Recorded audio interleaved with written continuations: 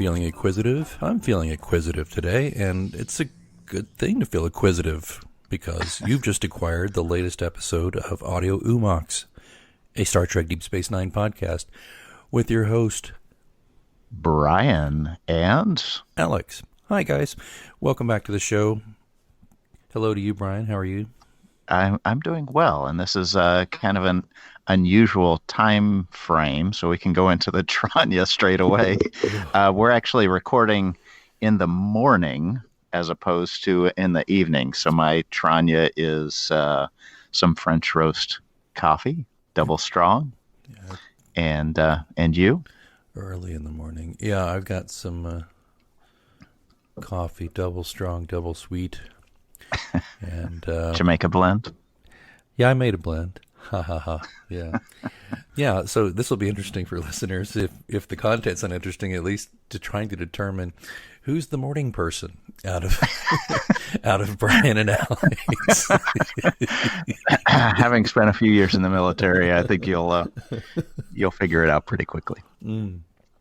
All right. Well, before we get rolling on this episode, which we have a few comments about, called Profit and Loss, I want to talk a little bit about profit and loss, if I could. First of all, profit, huge thanks to listener Chris, who donated to the cause. Chris threw some latinum into the pot to help keep the show going. Thank you so much. Thank you, Chris. Thank you so much. It's so gratifying to just be minding your own business and then get a note. You just received money from so-and-so. And I'm like, my first thought's always like, yeah, I don't know what my first thought is when I see that, because it doesn't happen all that much yet. But it's just like, I'm like, oh, did somebody make a mistake or did it? Yeah. But no, if you don't know what we're talking about, we have a link on our Twitter page, and I believe it's also linked on our About section on Facebook. If it's not, we need to. That basically says if you want to throw a little bit of latinum in the kitty to help, with the hosting of the show, help us occasionally boost some posts on Facebook, that kind of thing, it's always welcome. You just go through PayPal, and you can put anywhere from $1 on up. And we've had some very generous donors, Rusty and Mike and Chris and a couple others. I'm sorry, I'm blanking a little bit, but we've had some really nice folks giving some money, and just understand the money is put to good use. It goes right into the hosting fees. We have fees every month. If you're not a podcaster, you may not know this. It's free to you to listen to the show, and it's basically free for us to produce the show. It's our time and effort, but we have to pay a hosting service and a syndication service, basically. And, of course, we have upkeep on things like microphones and stuff like that, which we pretty well buy with our own money. But it's nice to know that we have some money every now and then to go towards the hosting, so we can put our money towards gear. That's kind of how that works. It's not like we we got $50 from John Smith, we're going to buy a new microphone. That's not how it works. It's more like, let's apply that to the hosting fees. And that's less money out of our own pockets, so we can use that money for gear if we need it, or, raktajino, which I need more of right now. So that's the profit side. A little bit of loss here. This is just more a personal one. I don't know if you heard, Brian, but Gilberto, I think that's his name, João, I don't know. It's hard. Can't pronounce it very well. Bossa Nova King, though, who wrote one of our favorite tunes, has passed away. We have lost the man who wrote The Girl from Ipanema. Oh, tragic. And that's I think one of the greatest songs of all time, actually. Pop songs, for sure.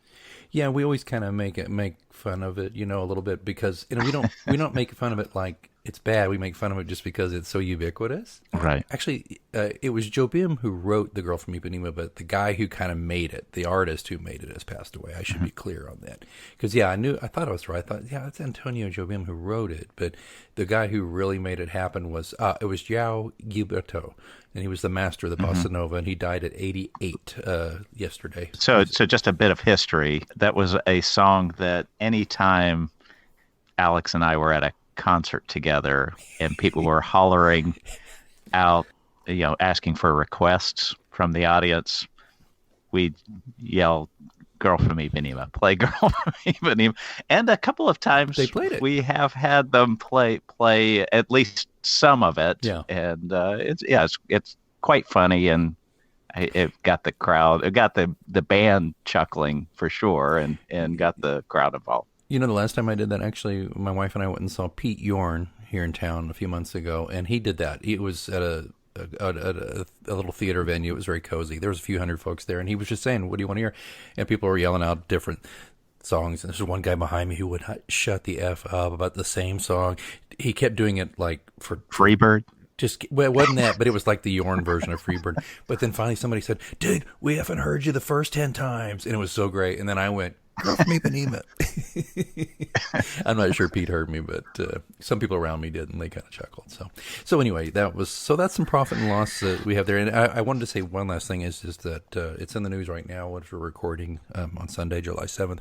Big ups and concern and best wishes to our California listeners. We know you're dealing with some rolling thunder. You're dealing with some serious earthquake action there, and I just hope and pray that it's not the big one coming your way. You're overdue. Right. So I know you keep getting hit in the past few days, and just know that you're on my mind, and I'm sure Brian feels the same. Yeah, please stay safe. Stay safe. Yeah, reminds me of a cute story real quick. I used to work with a dude, not overly brainiac guy, but he at one time had lived in California, and when he moved there from Oklahoma, and he was there for a while, and he was working like at a car dealership or something, and they told him, well, if an earthquake comes, get like under a door jamb. You'll be safe, if you're under because you need to get under something that's load bearing, right? Right, something, provide a little support. Right. So the first quake he ever felt, and it was not like a 6 or a 7 like they've been having, but it was a significant one. He felt it. He was out on the lot, and so the quake started going. Somebody said earthquake, so he ran inside and got under a door jamb. Yeah. Somebody said, "Okay, why did you run into the building?" Well, it's safer there. I can tell you. So you can't fix stupid. You can't fix stupid. Yeah, and some people are stuck in that gear. Don't we know it? Well, I will. That's all I've got there, other than to say, please check the show notes for links to ways to give, ways for you to send us an email with an audio comment. It's all there. I don't want to beat the dead horse. Yeah. Spend 20 minutes. Participate and invite your friends. Yeah. So without further ado, we'll jump into the actual episode of Profit and Loss. And it starts out with a heavily damaged Cardassian vessel is approaching the station. They need to find a spot for it. They bring it in. I'm not sure if they tow it into the station or if it's able to limp into one of the docking bays. Didn't they just kind of pull it over to one of the bays? They bring it in, and this Dr. Lang and two young folk come off the vessel. They claim they were hit by a meteor shower or some such mess, and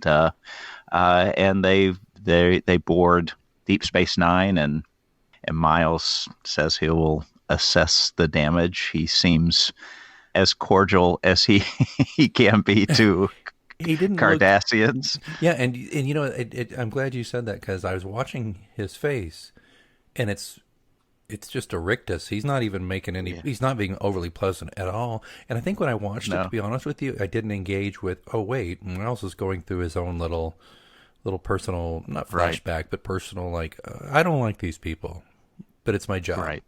Because I thought there was a lack of warmth there.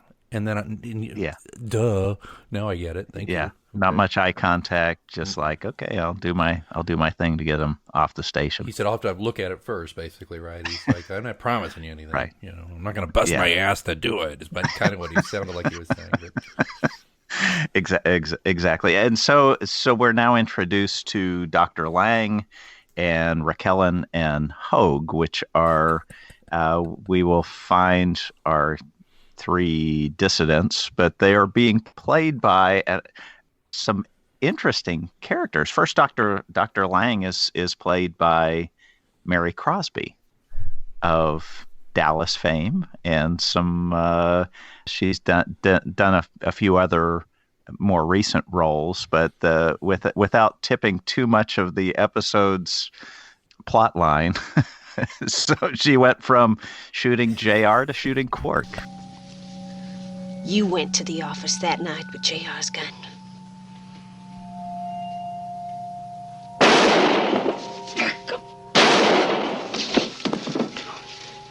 It was you, Kristen, who shot J.R. Then the next morning while I was showering, you hid the gun in the closet.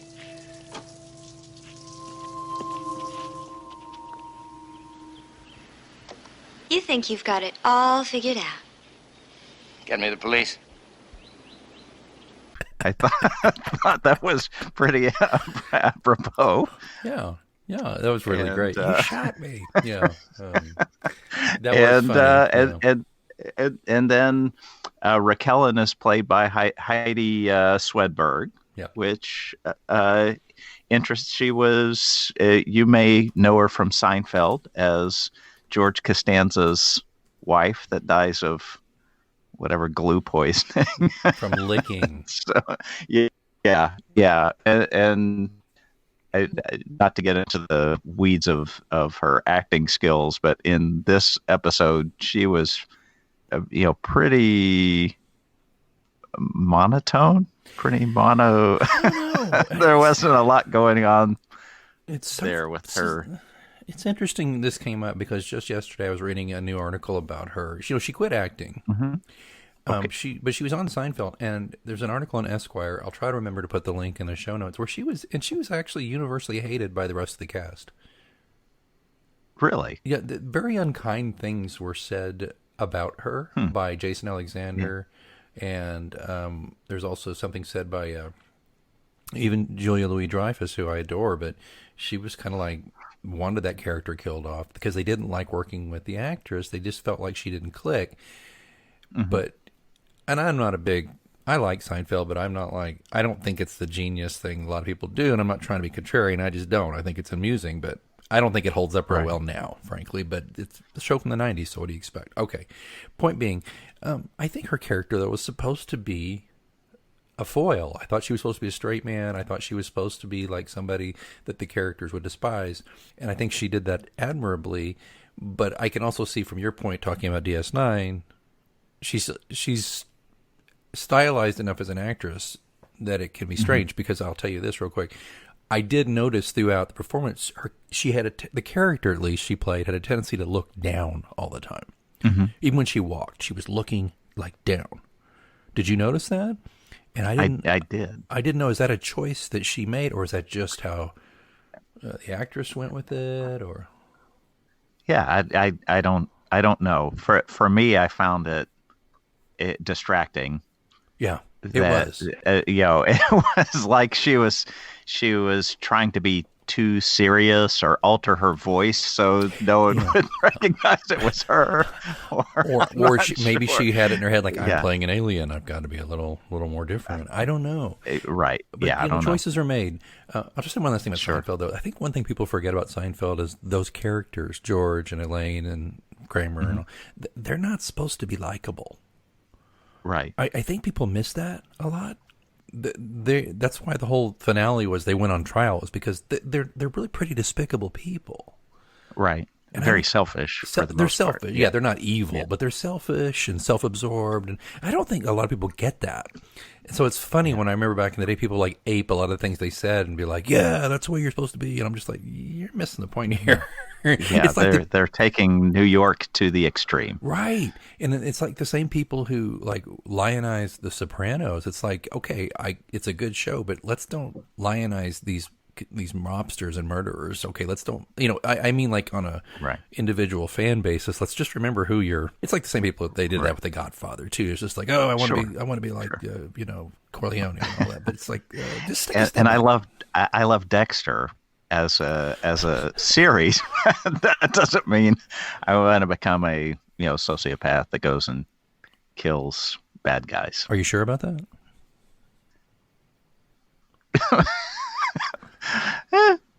Yeah. All right. Well, the day's young. The day's young. All right. Very good. Okay. Well, so I didn't want to take too much of a detour there, but I'll try to remember to put that. No, that's fine. And then the last one is Hogue, who was played by Michael Riley Burke. You may see him again. He starred as Ted Bundy in a 2002 movie of the same name, and and so with all this emphasis on Netflix and a new movie in production about Bundy and the Bundy tapes, and so that may start resurfacing. But that was the only thing. I think he had done a few TV series and had some other parts in movies, but that was the one that kind of stuck out to me. And again, his acting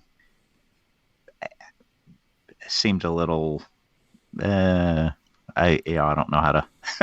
There wasn't a lot there for me. I don't think anybody's bad in this one as acting. I think that there's some interesting choices. I don't know.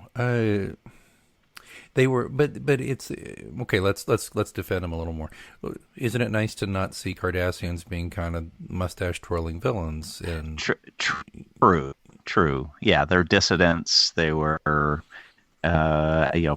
political dissidents, students of Professor Lang, and yeah, fighting for, the real future of Cardassia, or against military rule of Cardassia, that kind of thing. Right. So yeah, so that's them. They, the ship's it's gonna take a while for the ship to be repaired. So they run down to, to get something to drink. Quark sees them, and lo and behold, Professor Lang is Quark's old flame from 7 years ago. so he shows up and says, hey, how are you? And she promptly slaps him in the face. So we're now introduced to this apparent love-hate relationship between Quark and Professor Lang. While at Quark's, Dr. Bashir and Garak are having a conversation, and Garak notices another Cardassian there on the station, makes eye contact as he walks past. And so now we get to spend a little bit of time exploring Garak just a bit more as well. So I mean, without going into a ton of detail, those are the two major plot lines. Is Quark and Professor Lang exploring what's going on, why they broke up, why she's still mad at him. I guess he tried to used some of her connections to steal some money from the Cardassians, and she wasn't not too pleased. And then the story of Garak, who's we're learning more that he may or may not be a spy, but he was definitely placed in exile, is not welcome on Cardassia right now, and so he's attempting in his own way to win favor back of the Cardassian government, while still being true to his ethic of justice. So that kind of explain it properly. Yeah. So Quark's trying to angle in to keep Professor Lang at the station with him. He had surreptitiously stolen or acquired a cloaking device. So once the ship is repaired, he wants to trade the cloaking device for Professor Lang staying. So the kids can get that and go. Mm-hmm. And that doesn't seem to work. Professor Lang promptly shoots him, and wanting to take the device, and then she realizes she does still have feelings for him. They so they at that point, the Bajorans kind of weigh in and decide they want to trade these political dissidents, who are Cardassians anyway, for some Bajoran prisoners of war. And so they come and arrest Professor Lang and the kids, put them in jail, and so then we shoot back to Garak, who's meeting with a Cardassian who's been promoted to Gull, and he's apparently not the brightest bulb. And just goes to show you can be a general or whatever and still be an idiot, but right. Kind of like Michael Flynn. And so this but this Gull reveals that, hey, they're going to, they don't want these political dissidents to leave the station, but Garak could maybe win the hearts of the Cardassian military if he takes care of this execution. So then we twist over to Quark meeting with Odo. He's just begging for him to let these people go, revealing the fact that he does have this illegal cloaking device. And Odo, having a strong sense of justice himself and reading, Mickey Spillane on his Kindle. Right. I, the jury. decides, he's going to let them go. Now, we don't hear anything about what the repercussions of these people being, let go and escaping. I'm assuming that those 6 political Bajoran prisoners of war, I'm assuming they won't make it to the station for the trade. So they're going back to jail, but, we don't talk much about that. So tough shit. So anyway, so they break these people out, and there's the long goodbye where Quark says, "Oh, I just have to wait until Cardassia is has a free and fair government, and then we'll be back together and live in paradise and go back to the Hollow Suite and watch the double sunset." And then Garak shows up, and he's he looks like he's prepared to shoot them all, and then this dumb Gull shows up, takes Garak's gun. Unbeknownst to him, Garak also has a second gun that he had taken from Professor Lang, I believe. And so when the Gull gets ready to shoot, Garak turns around and shoots him. Completely vaporizes him.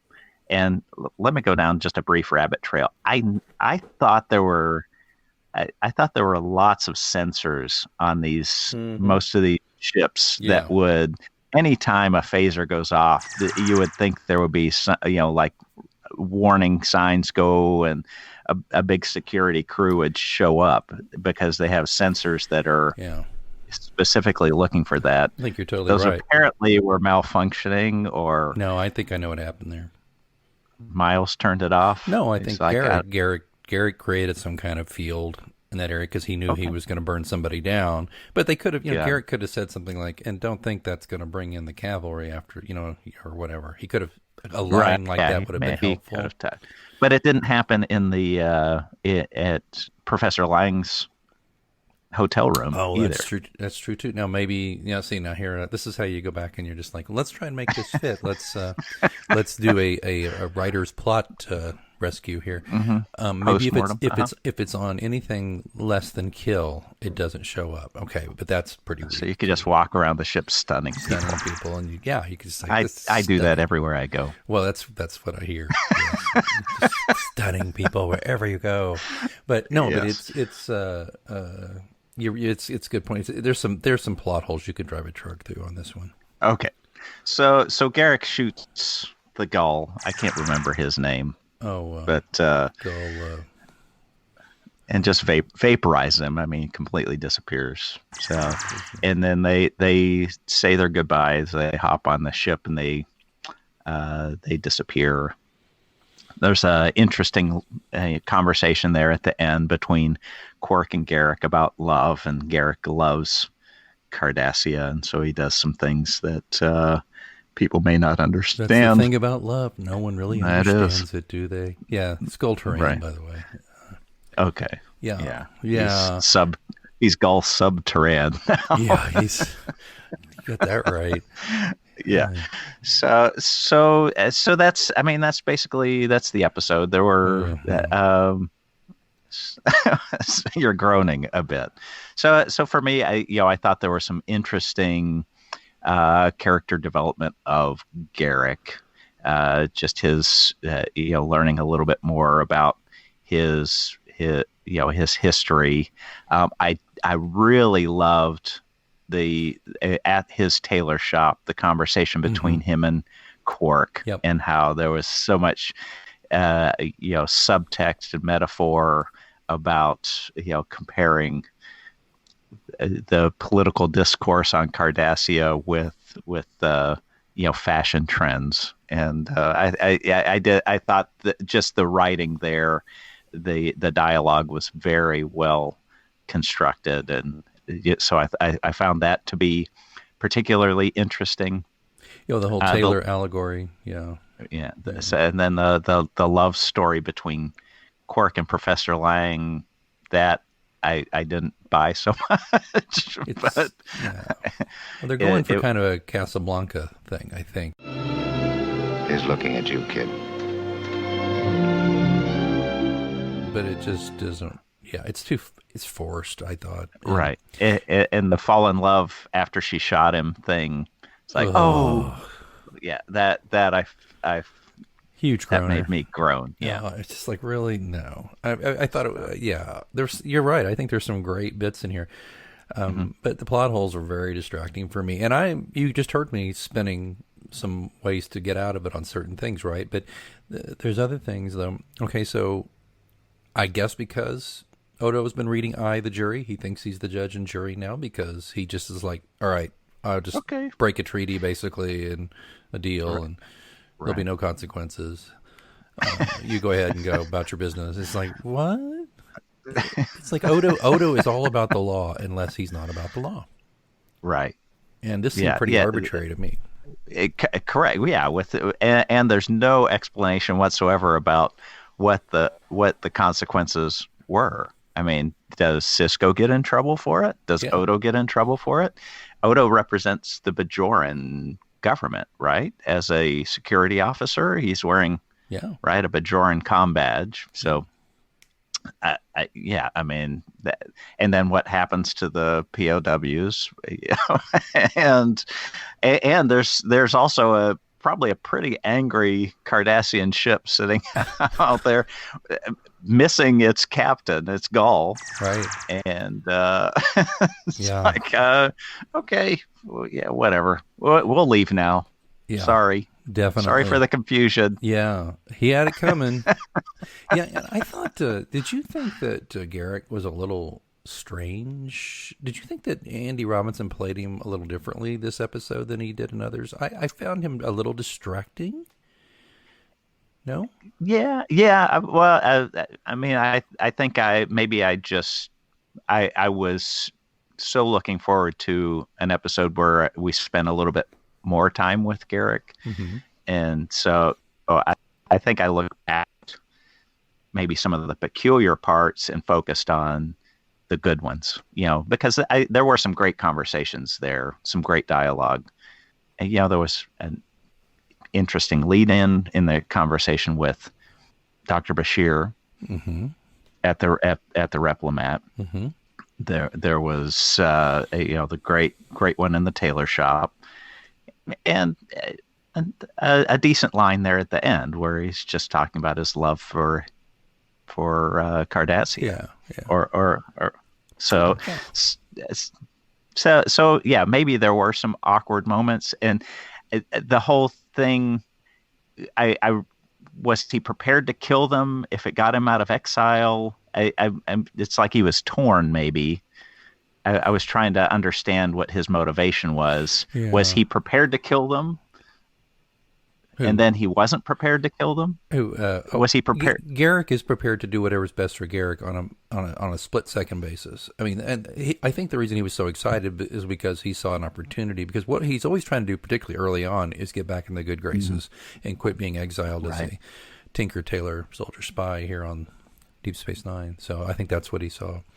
Sure. Which so a couple of things, particularly along with the conversation we had earlier. So Andy Robinson talk this about behind the scenes thing. There was an earthquake hit, believe it or not, when they were filming this one.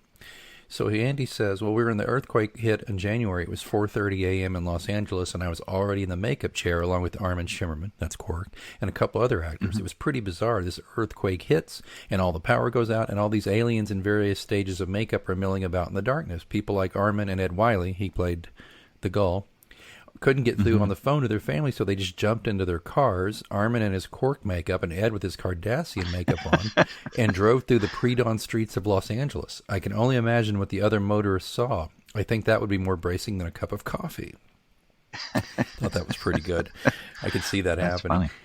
Ira Bear dislikes this episode because he feels that Quark comes off a little too heroic. He felt there was already enough heroic characters on the show, and he kind of wanted Quark to be more like a Woody Allen type guy, and I'm kind of with him on that, because Woody Allen was never really a real hero, but he's always this nebbish, but yet he still gets the girl in a way. See, if you played Quark less heroic and more nebbishy, somehow I think that would work better too. So I kind of agree with Ira.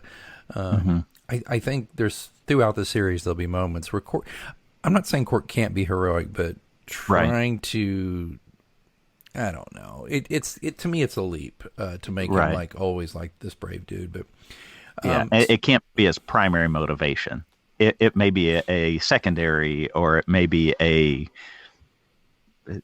that may happen because he also can profit from it, but it shouldn't be his primary motivation. Well, if you look at Quark the way we look at Garrick looks, what's the prism that Garrick looks at everything through? It's like, how do I get back to Cardassia and be on top again? Well, look at Quark, the prism of how do I make profit? Right. Now, admittedly, he wants to get down with Natima again, and who wouldn't? She's gorgeous, but and absolutely, yeah. So I get that. So it's just, I think it's a little untrue to the character. So anyway, I think this episode has some problems. So we're going to bring back a couple of things here we haven't done in a while. I don't want to let them die here because I think they're fun little segments. But we got away from doing it. So was there any deep sex, Nine? So the makeout session with Natima and Professor Lang and Quark, where apparently her erogenous zone is the snake neck, and his is the ear, right? And they're kind of getting hot and heavy there. That I found, as interesting as it could be. Yeah, I mean, you're reaching, but that's okay. Well, we both are. Yeah, because we're trying to, that's it. I mean, that's about as deep sexy as it gets on this one. But, what about deep shit, Nine? Was there any deep shit on this episode? I think the deep shit is what we already discussed, which is, I mean, it's what we don't see. It's like, what are the consequences of all this just arbitrary, okay. Sure. So I think Odo is in deep shit. I think Ben is in deep shit later when their Starfleet hears. It's a big mess, but it's probably just another day at the office. I don't know. What do you think? Yeah, that's it. And Quark taking a phaser blast is pretty funny. Yeah. That was, not that I ever anticipated he would die from it or anything. Although they did cut to commercial right then to try and make you think that it was more serious. I did like how he was doing that. I'm sorry to interrupt you. You know how it's like every show. It's like the somebody's pointing a gun at someone and they're like, "You're not going to shoot me." And they put their hand over the gun, and he did that whole TV tropey thing, and then she shot him, which was like, and then to find out later that I really didn't mean to. That's like a hair trigger. Oops. Oops. Well, that kind of tells you it was on the lowest setting. Yeah, but it's just like, dude, don't. If you're going to disarm somebody, don't do it like that. There's other ways. But yeah, so there's a deep sex and deep shit. So I'm ready to give some Latin. Jump into Latin. Do you want me to go, please. or do you want to go? Yeah, go ahead. Yeah, I'll make it real simple. There are some really nice bits here but I think ultimately the episode's kind of botched, and it's there's a lot of missed opportunities here. 2 bars. 2 bars. I will go slightly more than that just because of the some of the Garak dialogue. So I'll go up to 2.5. Okay. But yeah, I wholeheartly agree that there are a lot of plot holes, and you have to suspend a lot of disbelief and just assume that they're able to smooth things over with the Cardassians, with the Bajorans, and then those poor 6 prisoners or 5 or whatever POWs that I'm guessing they got turned around and sent back to the whatever Cardassian salt mines or. So good luck to them. It's pretty freaking depressing for them. Yeah, so that's where we are with profit and loss. Looking forward, I'm going to tell listeners right now, if you don't like long episodes, you're probably not going to like the rest of this season because we are getting ready. You know how we went on that run, Brian, of really good episodes. Like at the beginning of the season, and then we kind of had a valley. And last season, first season too, you had your hit or miss. When we got to, I think we get into a run of 2 or 3 in a row. In my opinion, we're getting ready to get into a run of about half a dozen really good episodes. I just want to preview this really quickly. I'm not going to give away exactly. I mean, I'm already telling you what I think. I think most of these are very damn good, but next week is gonna be huge, man. I mean, now this is where my freak flag will fly because this one is directly tied to the original series. We're gonna be looking at Blood Oath. You can't expect me to stay here and not avenge my own godson's murder. Dax joins a band of Klingon warriors. Come and fight with us. On a mission of vengeance. I took a blood oath to avenge his death. Now she'll turn her back on Starfleet. What about the laws of the Federation? And risk her life. It is a good day to die in a battle to the death. Get them! On the next episode of Star Trek Deep Space Nine. Brian, I'll just say this. There's 3 words, man. It's Kang, Kur, and Koloth. I mean, that's all I'll say about that. Very nice. Then after this, we're going to get into the Maquis, part 1 and 2, The Wire, oh boy, crossover, oh man, The Collaborator, Tribunal, and then we're going to finish out season 2 with the Jem'Hadar. And I'm going to tell you something. It's the toughest decision will be which one of these is the worst of these, because the worst episode of these next few is better than the best episodes, probably of any episode of Star Trek Voyager or something. Yeah. Oh, I'm sorry, Voyager fans. I don't like Voyager much, but anyway, I know that's unfair. I was kind of teasing. Kind of. All right.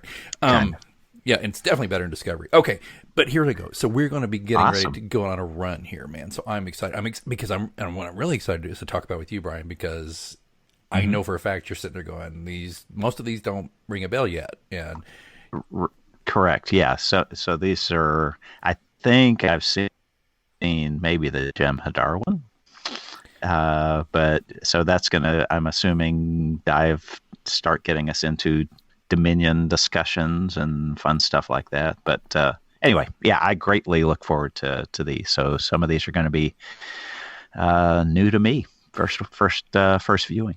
Well, all right. Well, this has been fun. And again, thanks to Chris for donating. Yeah, the links are in the show notes if you want to donate. Don't forget, send us an email with a voicemail message telling us your favorite episode of Star Trek Deep Space Nine and why, and we'll put it on the show. Is there anything else, Brian? Refill the raktajino. Yeah, definitely. I better go do that. And until next time, the docking ring is closed.